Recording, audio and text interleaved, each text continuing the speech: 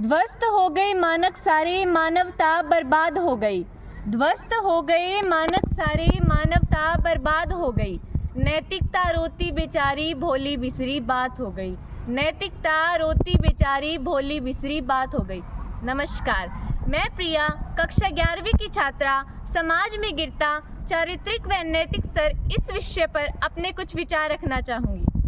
आधुनिक भौतिकतावादी समाज में मानव का जीवन सभी आयामों में तीव्रगामी होता जा रहा है, परंतु इसी मानव जीवन का एक पहलू ऐसा भी है जो निरंतर अधोगामी होकर मरणासन हो रहा है, और वह पहलू है नैतिकता व अध्यात्म का पहलू, जो मानव को मानवता का प्रतीक चिन्ह प्रदान करता है।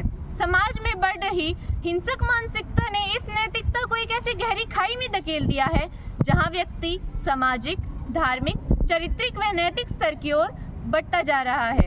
इस डिजिटल युग में इन नैतिक मूल्यों का हवास भी डिजिटल होता जा रहा है। मूलभूत नैतिक मूल्य जैसे दया, क्षमा, करुणा भी लगभग समाप्ति होते जा रहे हैं। अगर ऐसा ही रहा तो व्यक्ति जल्द ही असहिष्णु होकर हिंसा को न्याय का मार्ग समझने लगेगा, जो कि सर्वथा अनुचित है, जिसे नैतिक भाषा में केवल प्रतिशोध की संज्ञा ही दी जा सकती है।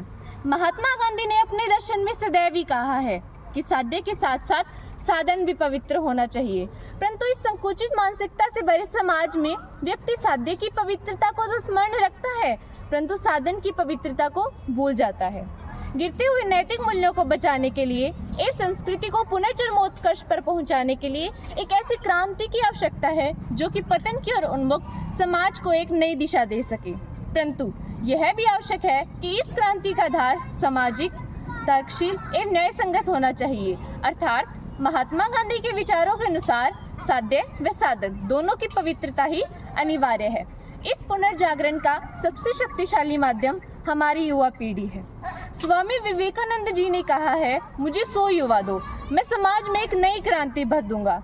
तो आज आवश्यकता है ऐसे ही युवाओं की जो समाज में इन नैतिक मूल्यों को फिर से स्थापित कर सके और हमारी अग्रिम पीढ़ी के उत्कर्ष हेतु समुचित मार्ग प्रशस्त करें।